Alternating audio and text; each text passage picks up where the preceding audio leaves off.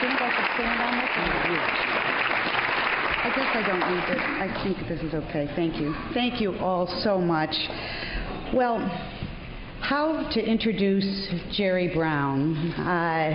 He's obviously someone known to all of you, and he's been in the public eye for over 40 years, maybe even longer than that.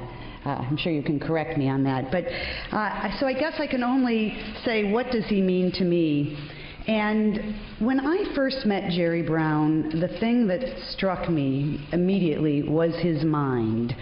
Oh my God, this mind that runs at 100 miles per hour. It is restless, it's seeking, it's probing, it's creative. And frankly, for all of us who work with him, it's exhausting. But it is so stimulating, that mind of his. And I'm sure that most of you have already experienced this from Jerry, because if you're around him even for a few moments, this is something you can't fail to see. But what many of you may not know as well is his heart and his soul, which I've come to know so well over these years. And that, I would say, is very firmly grounded in tradition and principle and in the past.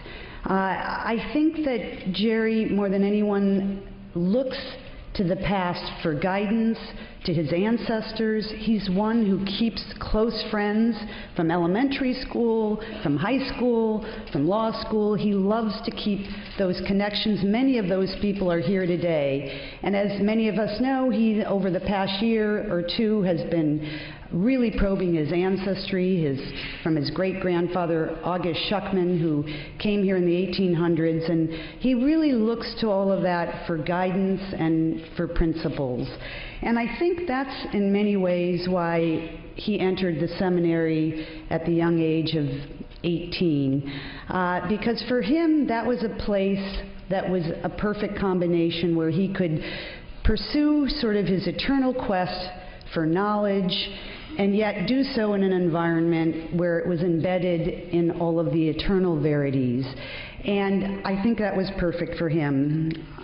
I think these characteristics, having them both in one man, makes him, frankly, a perfect husband for me, because his mind makes him endlessly interesting, and yet his heart makes him utterly devoted and committed. And it's just been terrific being with you.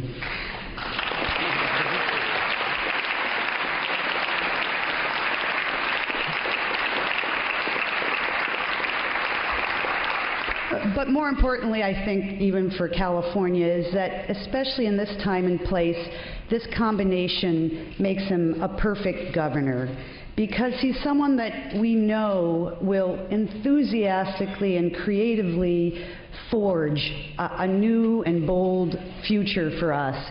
And yet, he will do so grounded enough in wisdom of the past that we won't drive off a cliff. And I think that's what we will need, especially in the next 4 years. So with that, I would like to call up both the Chief Justice and my husband, our governor. I'm already up. You're up, you are. We'll get over closer. To take the oath of office.